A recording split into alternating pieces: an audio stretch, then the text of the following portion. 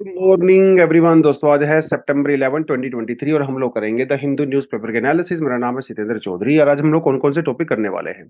पहला जो टॉपिक रहेगा वो रहने वाला है अफ्रीकन यूनियन के बारे में, क्योंकि G20 के अंदर अफ्रीकन यूनियन को भी ऐड कर दिया गया है और शायद बहुत जल्दी इसका नाम चेंज होकर G21 भी हो सकता है।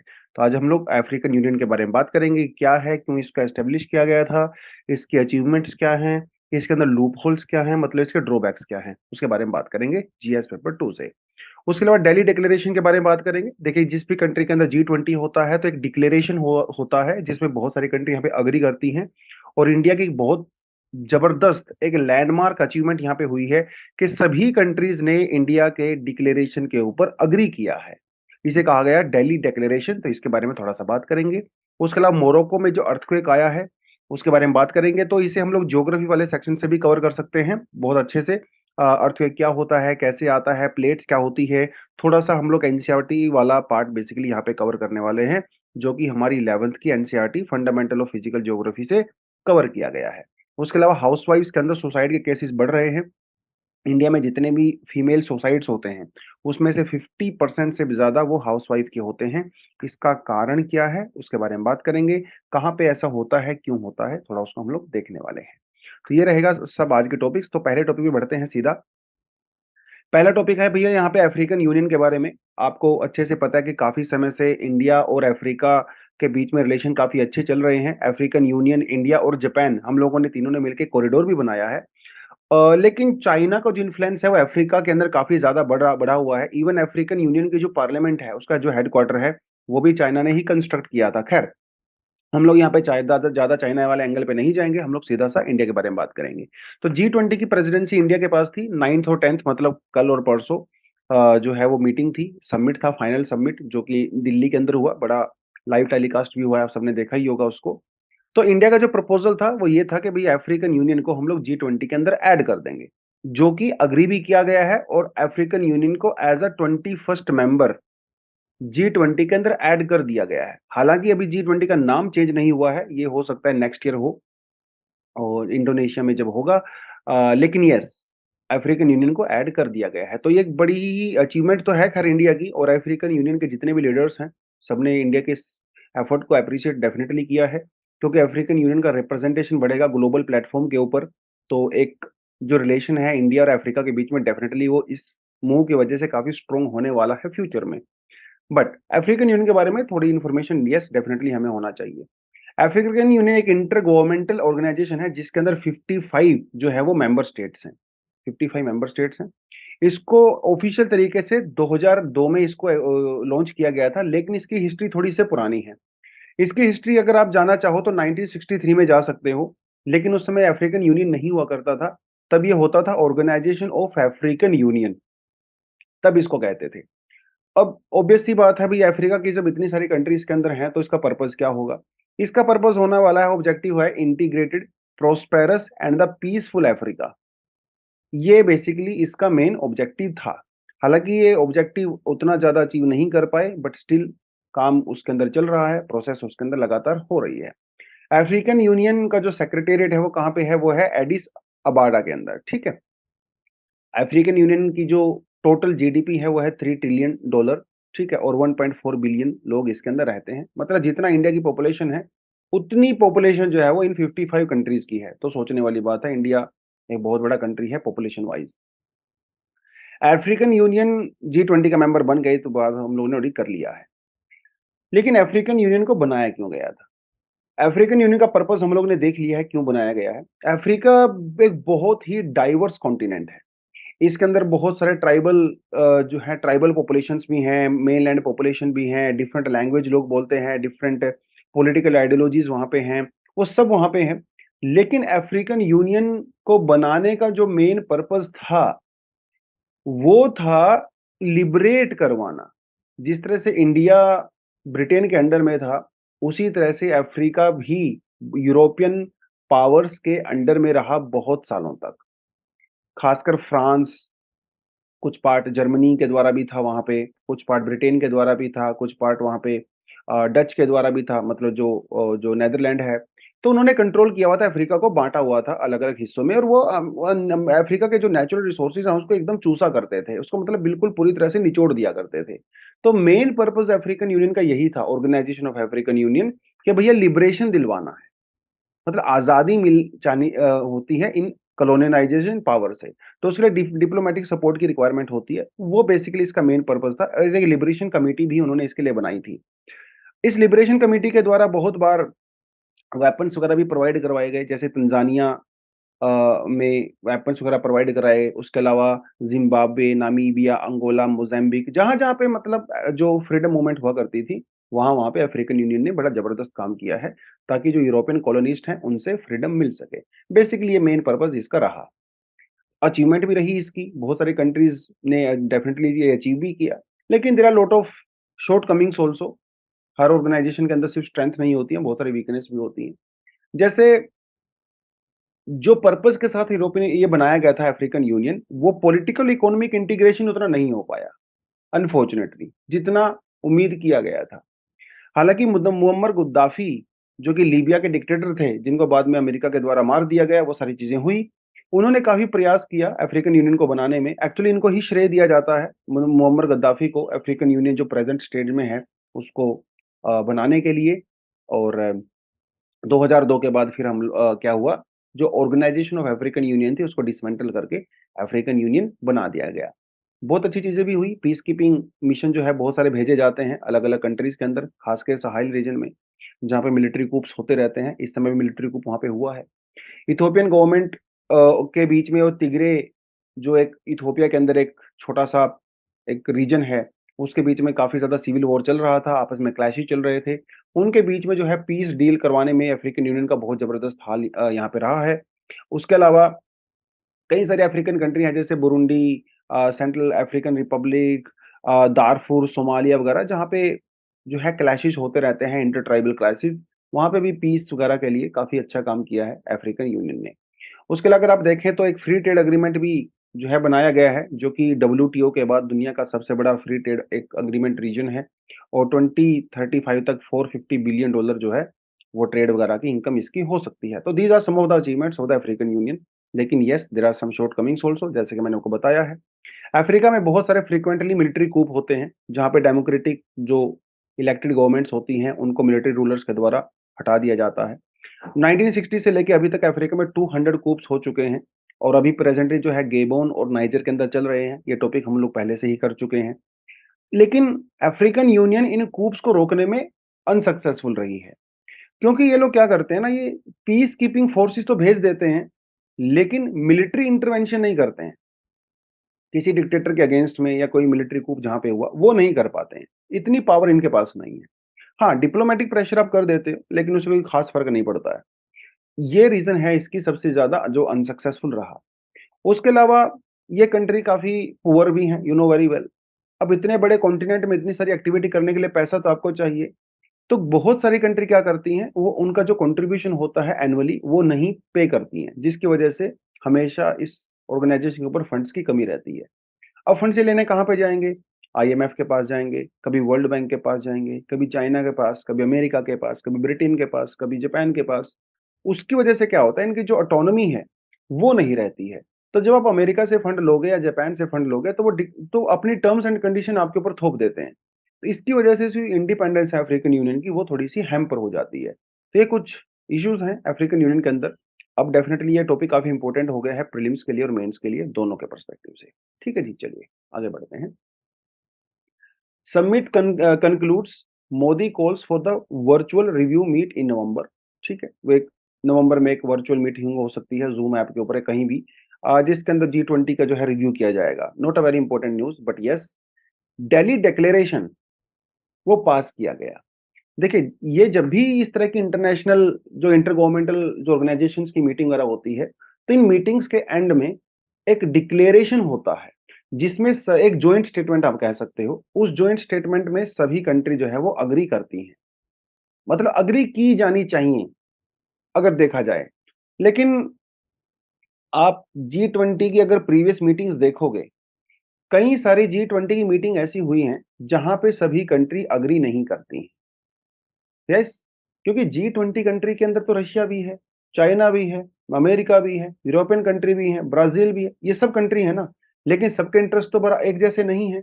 इसी वजह से कुछ ना कुछ प्रोविजंस को लेके इन कंट्री के बीच में हमेशा दिक्कत हो जाती है और ये जॉइंट स्टेटमेंट के ऊपर एग्री नहीं करते हैं। एक और बात, जब इंटरनेशनल ये मीटिंग्स वगैरह होती हैं, अगर कोई जॉइंट स्टेटमेंट नहीं होती है, तो उस मीटिंग को एक तरह से फेलियर माना जाता है। और ये न्यू दिल्ली की कंट्री की बड़ी ज़बरदस्त एक सक्सेस रही है कि हम लोगों ने सभी कंट्री के साथ इतना अच्छे से नेगोशिएशन किया कि सभी कंट्री हमारी जॉइंट स्टेटमेंट के ऊपर यानी दिल्ली डिक्लेरेशन के ऊपर एग्री कर गई। ये बड़ा ही सरप्राइजिंग है। सब लोग इसकी बड़ी तारीफ कर रहे हैं। इवन कांग्रेस पार्टी से शशि थरूर जी ने कल ट्वीट करके बड़ी तारीफ किया सरकार का कि कितना ज़बरदस्त अचीवमेंट किया है और जिस तरह से चाइना को और रशिया को एग्रीमेंट पे हम लोग लेके आए हैं, वो अपने आप में एक बड़ी ही अचीवमेंट है ज़बरदस्त वाली। हमारे जो शेरपा हैं कांत जी, जिन्होंने नेगोशिएशन किया है रशिया और चाइना के साथ, उनकी बड़ी ज़बरदस्त तारीफ़ हो रही है दुनिया भर में कि किस तरह से वो अमेरिका और चाइना को एक साथ लेके आए, रशिया वगैरह को।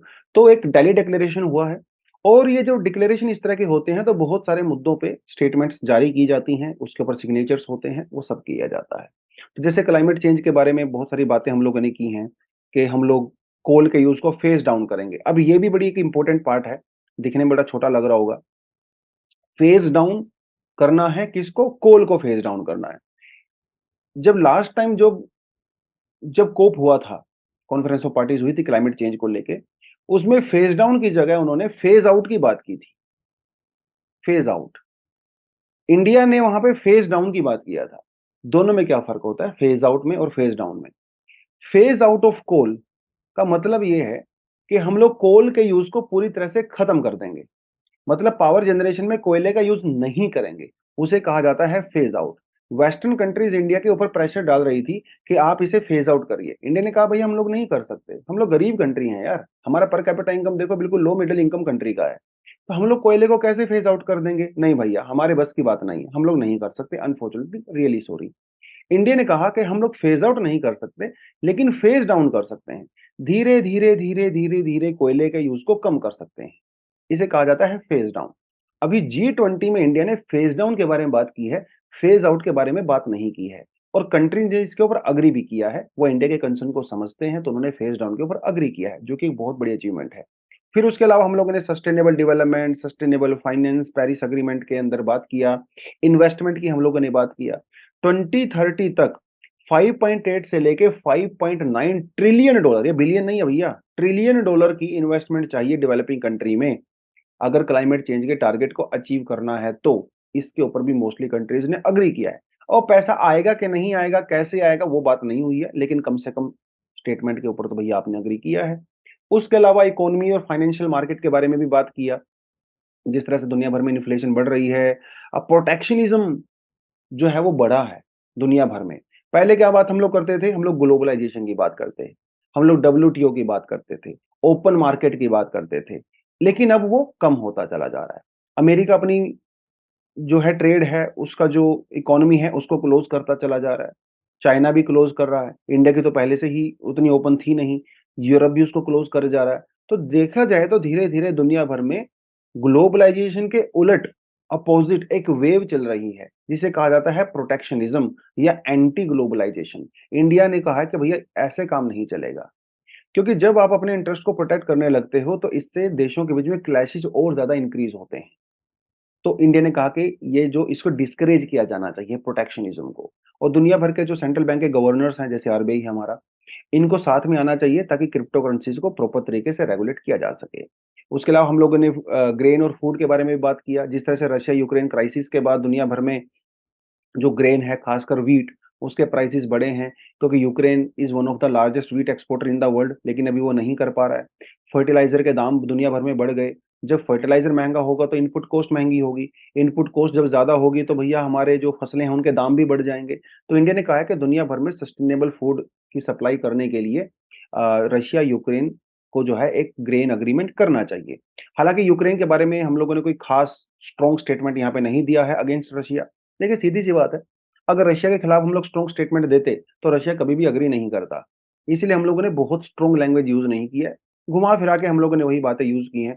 यूएन का चार्टर की बात की है, सोवरेनिटी की बात की है, टेरिटोरियल इंडिपेंडेंस की बात की है, जो न्यूक्लियर वेपन के बारे में बात की है कि भई लड़ाई चाहे जितनी मर्ज़ी भयंकर हो जाए, लेकिन इन न्यूक्लियर वेपन को यूज़ नहीं करना चाहिए।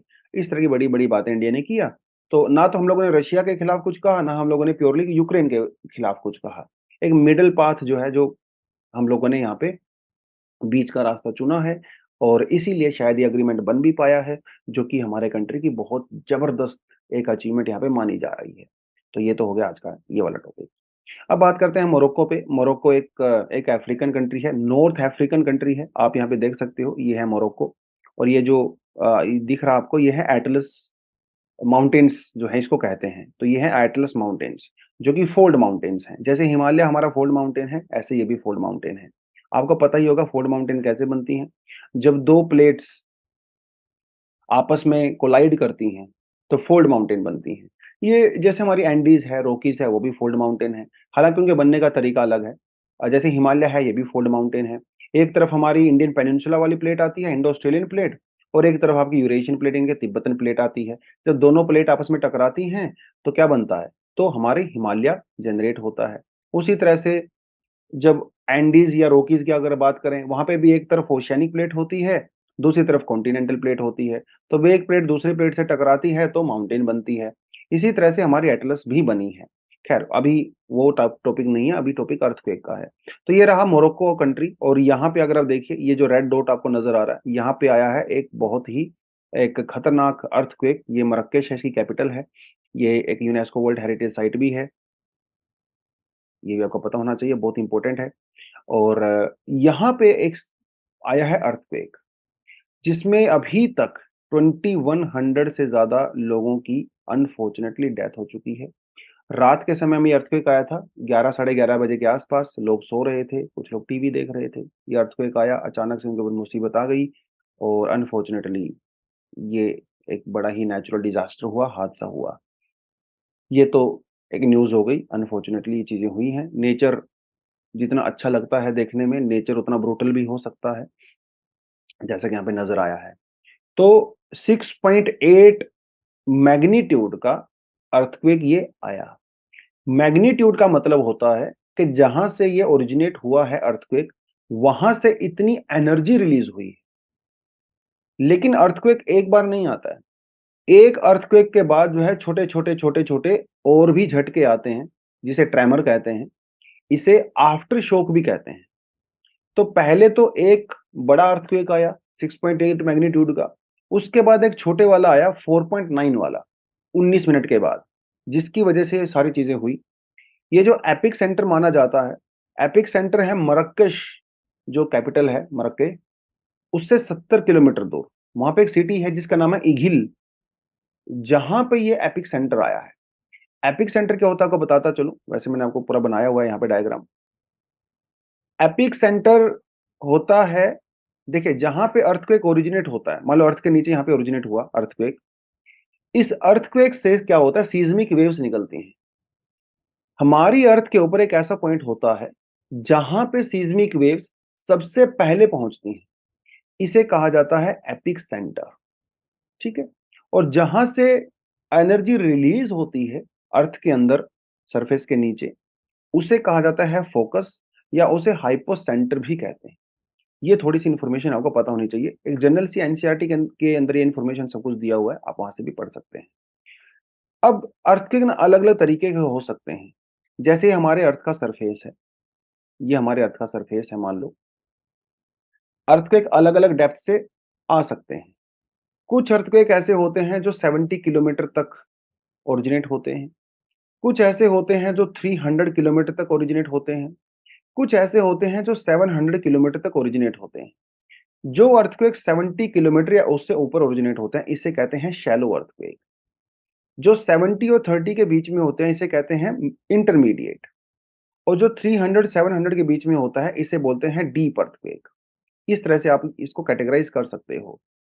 जो अर्थक्वेक बहुत डीप से आते हैं, तो यहाँ से वेव जब आती हैं सरफेस की तरफ, क्योंकि ये ज़्यादा डेप्थ से आ रही हैं, इसलिए आते-आते रास्ते में इनकी काफ़ी एनर्जी खत्म हो जाती है। जब तक ये सरफेस पे पहुँचती हैं, तो बहुत ही कम एनर्जी बच जाती है, इसलिए बहुत ज़्यादा डेंजरस नहीं होते हैं। लेकिन जो अर्थक्वेक वो सरफेस के काफ़ी नज़दीक ओरिजिनेट होते हैं, मतलब जो शैलो अर्थक्वेक होते हैं, चाहे इनके अंदर एनर्जी कम हो, लेकिन क्योंकि इनको डिस्टेंस बहुत कम ट्रैवल करना पड़ता है, तो जब ये सरफेस पे पहुँचते हैं तो बहुत ज़्यादा डिस्ट्रक्शन करते हैं। इसे कहते हैं शैलो अर्थक्वेक और इस बार जो मोरक्को में आया है, वो बहुत ही शैलो अर्थक्वेक आया है। इसका जो एपिक सेंटर था, यानी कि इसका जो एपिक सेंटर से लेके इसके फोकस तक, वो डेप्थ सिर्फ 18.5 किलोमीटर थी। हालाँकि जो मोरक्को की जो लोकल एजेंसी है, उसका कहना है 11 किलोमीटर है, लेकिन जो यू अमेरिका की जो जियो सर्वे जो उसकी जो एजेंसी है, उसका कहना है कि इट वाज़ 18.5 और 19 किलोमीटर बिलो द सरफेस। क्योंकि ये बहुत शैलो है, बहुत कम डेप्थ से आया है, इसलिए ये इतना ज़्यादा डेंजरस हुआ है, ऐसा उनका कहना है। तो ये थोड़ा-सा आपको यहाँ पे आइडिया होना चाहिए। अगर हिस्टोरिकली देखें, ये जो नॉर्दर्न अफ्रीका वाला रीजन है, बहुत ही ज़्यादा स्टेबल माना जाता है। बहुत ज़्यादा अर्थक्वेक यहाँ पे आते नहीं हैं। लास्ट टाइम यहाँ पे अर्थक्वेक 1960s में आया था। क्योंकि यहाँ पे ज़्यादा अर्थक्वेक आते नहीं हैं, इसीलिए यहाँ की सरकार ने बहुत ज़्यादा रूल्स एंड रेगुलेशंस भी नहीं बना रखे हैं बिल्डिंग्स वगैरह के लिए। तो बहुत ज़्यादा अर्थक्वेक प्रोन बिल्डिंग यहाँ पे नहीं बनती हैं, जिसका नज़ारा ये देखा गया कि इतना ज़्यादा वहाँ पे जो है डिस्ट्रक्शन हुआ है, क्योंकि उतना ज़्यादा स्टेबल रीजन है ये। लेकिन अनफॉर्चुनेटली नेचर में ऐसी चीज़ें होती हैं, तो हम लोग कुछ नहीं कर सकते। उसके अलावा ये स्टेबल क्यों है? देखिए यहाँ पे है अपना मोरक्को और ये जो प्लेट आपको नज़र आ रही है, इस प्लेट से यह रीजन 500 किलोमीटर दूर है। देखिए, प्लेट्स के ऊपर अर्थक्वेक आना तो नॉर्मल सी बात है, कोई बड़ी बात नहीं। लेकिन प्लेट से 500 किलोमीटर दूर अर्थक्वेक आना, ये कोई आम बात नहीं है। ये बहुत रेयर केस में माना जाता है। और यहाँ पे देखिए 2 प्लेट हैं, एक तरफ अफ्रीकन प्लेट है, ये वाली अफ्रीकन प्लेट है, यहाँ पे और ऊपर वाली यूरेशियन प्लेट है। अफ्रीकन प्लेट और यूरेशियन प्लेट जो है दोनों आपस में मर्ज कर रही हैं, जिसकी वजह से यहाँ पे एटलस माउंटेन भी बनी है, जैसे मैंने आपको बताया था। लेकिन ठीक है, बाउंड्री के ऊपर अर्थक्वेक आना, यहाँ पे जैसे अर्थक्वेक आ गया, वो चलेगा। लेकिन 500 किलोमीटर दूर आना, ये अपने आप में ही एक बड़ा यूनिक सा फैक्टर है। लेकिन ये आया क्यों है? अगर थोड़ा-सा टेक्निकल चीज़ों में हम लोग जाएँ, क्यों आया है? इस तरह के जो अर्थक्वेक आते हैं, जो कि बाउंड्री से थोड़ा दूर हट के आते हैं, इस तरह के अर्थक्वेक को कहा जाता है ओब्लिक स्लिप फॉल्ट। अर्थक्वेक क्यों आता है? अर्थक्वेक जब आता है जब हमारी जो लिथोस्फेरिक प्लेट होती है उनके अंदर फ़ॉल्ट आ जाता है। मतलब वो क्रैक हो जाती हैं, टूट जाती हैं और वो एक-दूसरे के ऊपर स्लिप करने लगती हैं। और ये स्लिपिंग दोनों तरीके से हो सकती है। देखिए हॉरिज़ॉन्टल स्लिपिंग भी होती है और वर्टिकल स्लिपिंग भी होती है। दोनों तरीके की स्लिपिंग हो सकती है। तो ये जो प्लेट होती है, मान लो ये हमारी एक प्लेट है, इस प्लेट के अंदर ऐसे फ़ॉल्ट आ जाते हैं, क्रैक्स पड़ जाते हैं। तो ये दोनों प्लेट जो हैं वो अलग-अलग तरीके से मूव करने लगती हैं। तो यहाँ पे किसी पॉइंट के ऊपर जो है अर्थक्वेक जनरेट हो जाता है। तो ये थोड़ा आपको देखना पड़ेगा, एक हॉरिज़ॉन्टल और वर्टिकल दोनों तरह के यहाँ पे फ़ॉल्ट हो सकते हैं। अब जो अगर आप यहाँ पे देखें, जो हॉरिज़ॉन्टल और वर्टिकल दोनों फ़ॉल्ट एक साथ अगर काम करते हैं, उसे कहा जाता है ऑब्लिक स्लिप फ़ॉल्ट। इसे रिवर्स फ़ॉल्ट भी कई लोग कहते हैं। और इस तरह के फ़ॉल्ट जब आते हैं, तो वो प्लेट बाउंड्री से काफ़ी ज़्यादा दूर प्रेज़ेंट हो सकते हैं। और इस बार जो है मोरक्को के अंदर ऐसा ही हुआ। ये ऑब्लिक स्लिप फ़ॉल्ट वहाँ पे आया और उसकी वजह से यहाँ पे अर्थक्वेक आया। तो ये इस तरह की कंटेंट आपसे एग्ज़ाम में वो डेफ़िनेटली पूछ सकता है। प्रीलिम्स में इस तरह की टेक्निकल टर्म्स कई बार आ जाती हैं। अगर वो साइंस एंड टेक वाले पर्सपेक्टिव से क्वेश्चन पूछता है, तो आपको ये ऑब्लिक स्लिप फ़ॉल्ट के बारे में पता होना चाहिए। ठीक है? यूजुअली जो ये वर्टिकल फ़ॉल्ट होता है, इसे डिप फ़ॉल्ट भी कहते हैं कई लोग, ठीक है? Default. तो ये थोड़ा इसे नाम अगर आप याद रख लोगे एग्ज़ाम के लिए, तो आपके लिए अच्छा है। अब देखिए ऊपर हम लोगों ने जब टॉपिक पढ़ा तो हम लोगों ने क्या कहा कि भैया वो 6.8 मैग्नीट्यूड का अर्थक्वेक था। मैग्नीट्यूड कहा मैंने इंटेंसिटी नहीं कहा और इसे मेज़र किया जाता है रिक्टर स्केल पे। तो रिक्टर स्केल पे जो इसकी स्ट्रेंथ थी, वो कितनी थी? 6.8। लेकिन ये मर्कली स्केल क्या होता है? मर्कली स्केल भी अर्थक्वेक को मेज़र करने का तरीका होता है, लेकिन उसमें हम लोग मैग्नीट्यूड मेज़र नहीं करते, उसमें हम लोग इंटेंसिटी मेज़र करते हैं। दोनों टर्म्स में फ़र्क होता है। मैग्नीट्यूड का मतलब होता है टोटल अमाउंट ऑफ एनर्जी, जो कि उस पॉइंट से रिलीज़ होती है। कौन से पॉइंट से? इस पॉइंट से, फोकस से। इंटेंसिटी का मतलब होता है इफ़ेक्ट, कि ये जो एनर्जी सरफेस के ऊपर आई है, इसका इफ़ेक्ट कितना हुआ है, इससे नुकसान कितना हुआ है, उसे कहते हैं इंटेंसिटी। एनर्जी और इंटेंसिटी के बीच में ये रिलेशन होता है। इंटेंसिटी बहुत सारी चीज़ों के ऊपर मैटर करती है। आपके वहाँ पे बिल्डिंग्स कैसी बनी हुई हैं, बिल्डिंग अंदर मटेरियल कैसा है, गवर्नमेंट पॉलिसीज उसके लिए क्या है, उसके ऊपर इंटेंसिटी मेजर कर सकते हैं। जैसे एग्जांपल के तौर पे आपको बताऊं, जैसे जापान और दिल्ली में दोनों जगह पे अर्थक्वेक आता है, सपोज दोनों जगह पे अर्थक्वेक जो है वो सेम डेप्थ से आया है, सेम एनर्जी से आया है, लेकिन उसका जो इम्पैक्ट होगा वो दिल्ली के ऊपर ज्यादा होगा, जापान में कम होगा, क्योंकि जापान की जो बिल्डिंग है वो काफी ज्यादा अर्थक्वेक प्रोन बनाई गई है। ये फर्क होता है इंटेंसिटी का, मैग्नीट्यूड सेम है लेकिन इंटेंसिटी अलग अलग हो सकती है, जिसे हम लोग आफ्टर इफेक्ट कहते हैं, या आप उसका इफेक्ट भी कह सकते हो और इम्पैक्ट कह सकते हो बेसिकली। ठीक है, ये थोड़ा सा आप उसके परस्पेक्टिव से देख सकते हो। चलिए जी, आगे बढ़ते हैं। नेक्स्ट जो आज का एडिटोरियल है, हाउसवाइफ्स make up over 50% of India's female suicide. Report कहती है भी इंडिया में जितना भी फीमेल सुसाइड होता है उसमें से 50% से ज्यादा जो सुसाइड है वो हाउसवाइफ्स करती हैं। अब ये टेबल वगैरह भी इन्होंने यहाँ पे पूरा दिया हुआ है, देखिए टेबल आप यहाँ पे, टेबल क्या कहती है, द शेयर ऑफ द हाउसवाइफ्स in the total female suicide. और ये टॉपिक हम लोग क्यों कर रहे हैं, क्योंकि आज जो है वो international world suicide prevention day है, सितंबर 11 को, इसलिए जो है टॉपिक न्यूज में आया है। अगर आप यहाँ पे देखें 2021 में देखें तो 51.5% फीमेल जो हाउसवाइफ्स हैं उन्होंने सुसाइड कमिट किया। 2020 में देखें 50.3%, 2018 में देखें 54%। अगर आप ओवरऑल देखें तो 50% से ज्यादा जो फीमेल जो सुसाइड हो रहा है वो कौन कर रही है, वो हाउसवाइफ्स कर रही है। उसके अलावा अगर आप देखें यहाँ पे क्या लिखा हुआ है, percentage of suicide with family problems या मैरिज रिलेटेड प्रॉब्लम्स, 38%, 38.6% 2020 के अंदर, 2019 में 37.9। तो मतलब ये 30% से ज्यादा जो सुसाइड हो रहे हैं हाउस वाइफ के, वो किस वजह से हो रहे हैं, फैमिली रिलेटेड इश्यूज की वजह से, मैरिज रिलेटेड इश्यूज की वजह से, एज पर दिस डेटा। तो डेटा तो हमें समझ में आ गया क्या होता है। इस डेटा को आप डेफिनेटली जब एग्जाम में आपके क्वेश्चन आते हैं वहां पे कोटेशन भी आप आराम से कर सकते हो। अब आप ये चीज देखिए, इंडिया में जितने भी सुसाइड होते हैं उसमें से 15% से ज्यादा जो है वो फीमेल यानी कि हाउसवाइफ सुसाइड्स रहते हैं। ठीक है, 30% मैंने आपको बता दिया जो फैमिली रिलेटेड या मैरिज रिलेटेड इश्यूज होते हैं। जो इंटरेस्टिंग जो फैक्ट है वो क्या है, वो ये है कि जो सबसे ज्यादा सुसाइड है वो पता कहाँ पे है, वो ऐसी स्टेट्स के अंदर है जो कि फाइनेंशियली और सोशली फॉरवर्ड माने जाते हैं, जैसे केरला, तमिलनाडु, तेलंगाना, कर्नाटक, ये लिस्ट में टॉप पे आते हैं। गरीब स्टेट उतना ज्यादा टॉप पे नहीं आते हैं। रीजन क्या है, रीजन कहता है shifting expectations around the social roles particularly post marriage.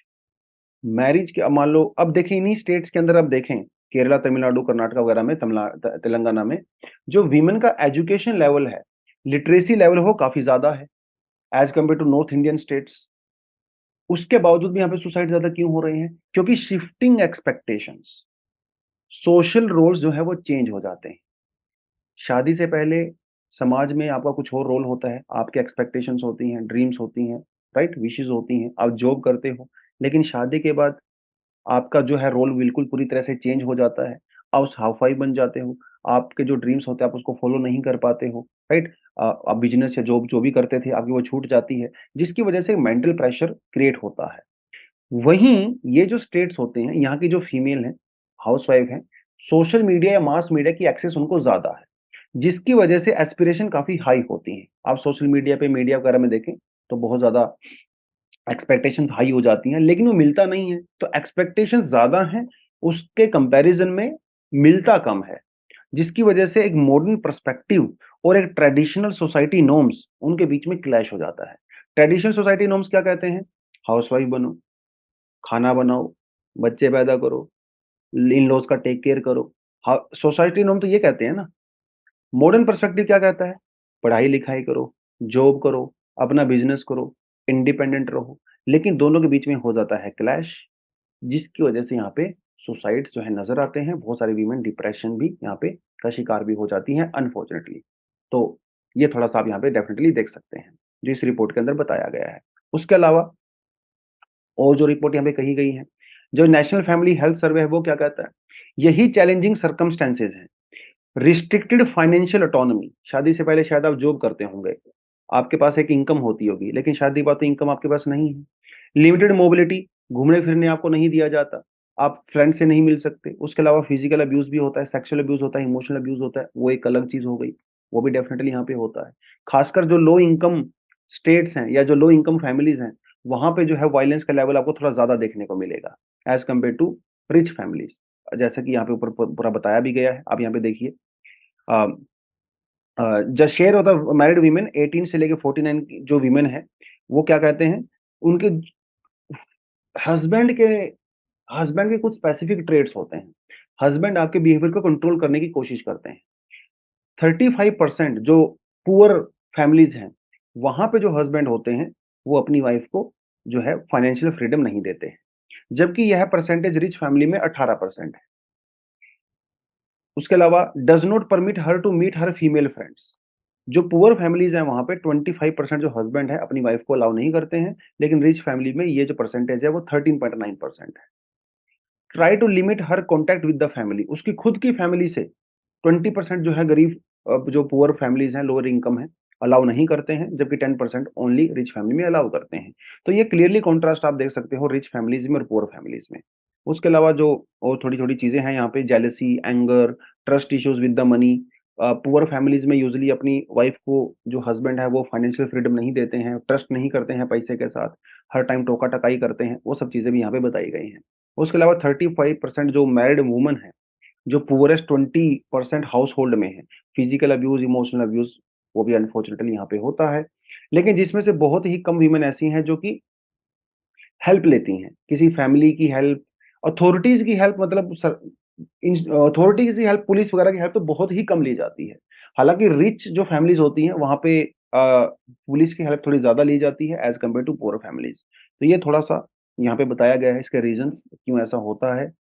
थोड़ा-सा फैक्ट्स भी आप याद, इतना सारा फैक्ट आप याद नहीं कर पाओगे ऑफ कोर्स एग्ज़ाम के पर्सपेक्टिव से, लेकिन जितना हो सके आप करने की उसकी कोशिश करें। उसके अलावा हमारे पास कुछ एडिशनल आर्टिकल भी हैं जो आप पढ़ सकते हो। तो आज के लिए बच्चों इतना ही है। Thank you very much, all the best, जय हिंद।